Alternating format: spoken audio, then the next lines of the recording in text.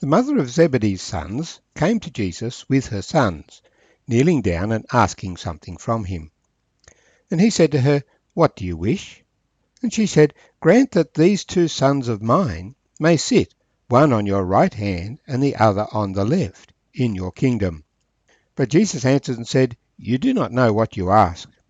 Are you able to drink the cup that I am about to drink, and be baptized with the baptism that I am baptized with?" They said to him, "We are able."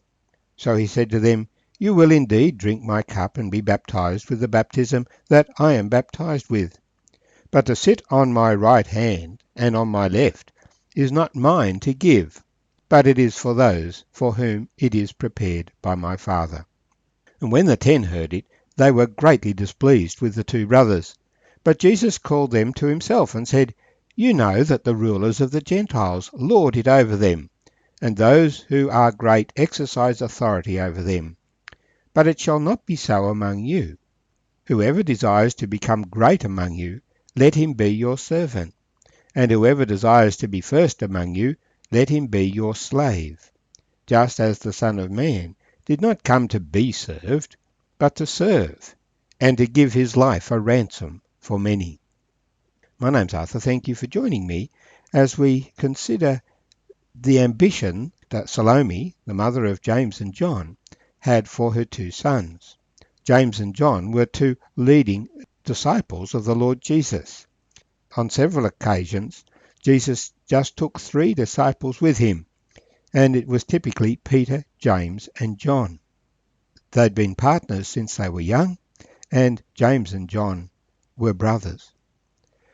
Their mother had evidently supported them and was going up to Jerusalem with them, and would be one of those who was a witness to the burial and resurrection of the Lord Jesus.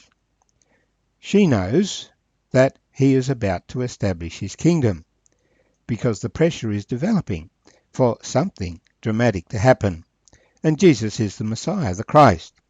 And so, assuming that Jesus will establish his kingdom, the question on everybody's mind is, where will I be in the kingdom?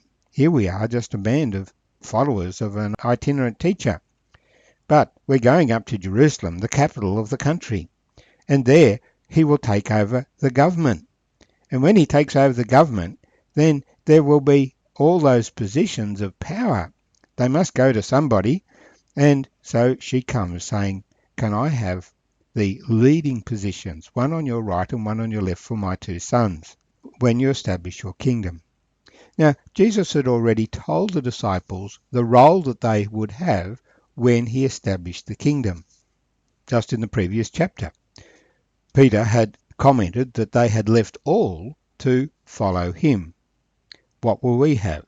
And Jesus had said, "Assuredly I say to you that in the regeneration, when the Son of Man sits on the throne of his glory, you who have followed me will also sit on 12 thrones, judging the 12 tribes of Israel."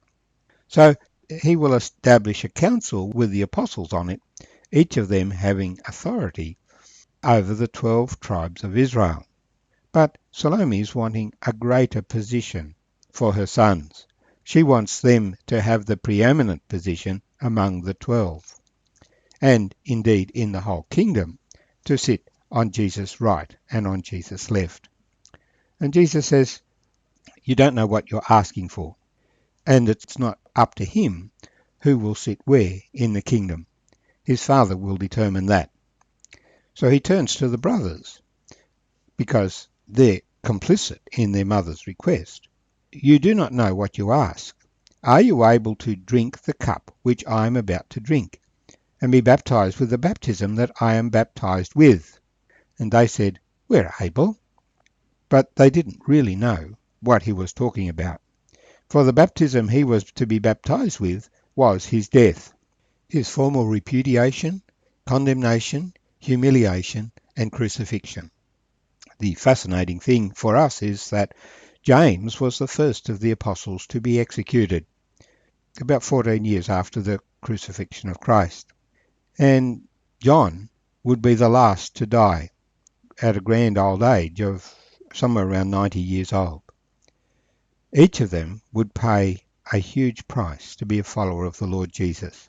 And so Jesus says, indeed, you will be baptized with the baptism that I am baptized with. You will face death, and you'll be happy to lay down your life. But in terms of where you sit in the kingdom, that's not up to me. That's up to my Father.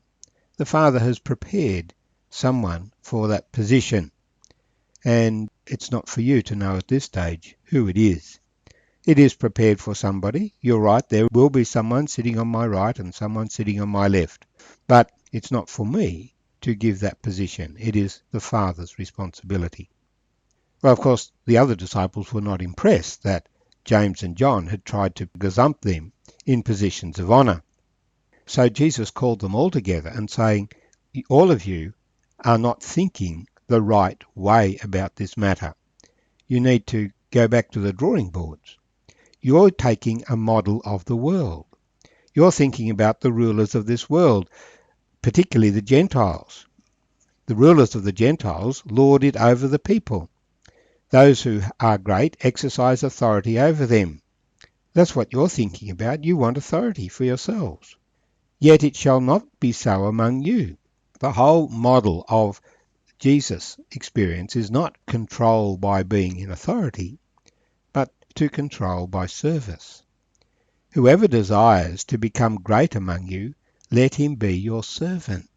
Whoever desires to be first among you, let him be your slave. Just as the Son of Man did not come to be served, but to serve and to give his life a ransom for many. Don't take the model for your ambition to be the model of the rulers of the world and the kings of this world. Yes, we know that people in political power have great authority and can do great things, but don't envy them that authority. If you want to be great, then start serving people. That's the model that I've used. I've not come to be great and to sit on a great throne. If I was seeking to take over the throne of Rome or establish a kingdom here in Israel, I would take a completely different approach. No, I have come to serve the people. And that is what you must do. I've come to give my life a ransom for many. Now, the key thing about people in worldly leadership is that they have a major security detail protecting them from assassination and keeping their movements secret. It's a major exercise.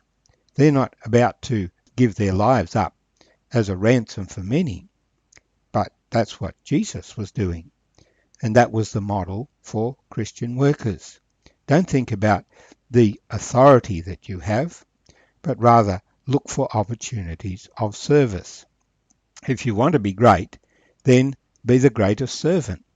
For nobody is going to stop you serving other people, doing good things for them.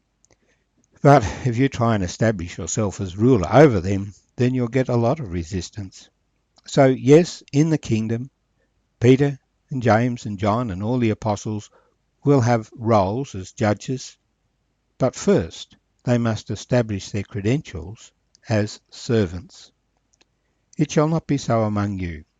Whoever desires to become great among you, let him be your servant. Whoever desires to be first among you, let him be your slave. Just like the Son of Man, who did not come to be served, but to serve, and to give his life a ransom for many.